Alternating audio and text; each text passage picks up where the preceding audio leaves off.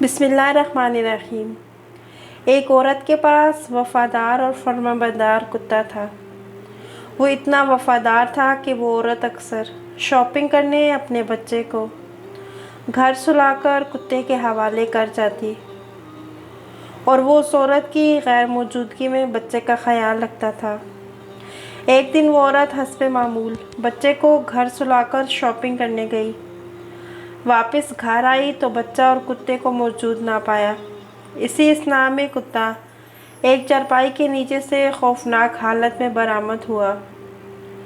मुंह और जिस्म खून से भरा हुआ था, जैसे अभी कोई ताज़ा जानदार खाया हो।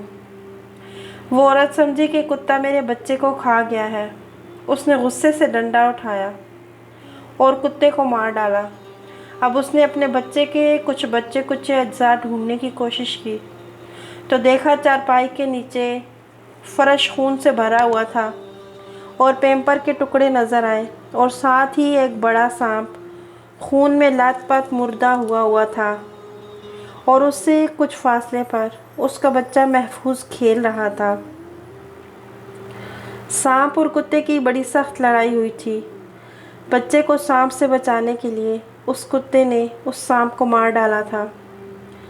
अब उस औरत के समझने की देर थी, मगर वो औरत बेसब्री, जल्दबाजी, गलत फहमी और गुस्से में अपने वफ़ादार कुत्ते से हाथ धो बैठी थी। हालात का जायज़ा लेने से पहले हम कितनी बार लोगों को सख्त अल्फाज में परखते हैं और बग़ैर तस्दीक के उनके बारे में झूठ फैलाते हैं। इसी तरह हम अपनी ज़िंदगी में गलत फहमी, बेसब्री, जल्दबाजी और गुस्से में अपने कीमती और वफ़ादार दोस्तों, अहबाब और फैमिली से ताल्लुक़ क़ता कर लेते हैं। इन हालात तक पहुंचने से पहले हमेशा मामले को समझें और सब्र करें और गैर मशरूत गलतियों से बचें जो हमें अपनी नज़रों में गिरा सकती हैं। ज़रा सोचिएगा ज़रूर और कमेंट बॉक्स में भी ज़रूर बताइएगा। जज़ाकुमुल्लाह खैरन कसीरा।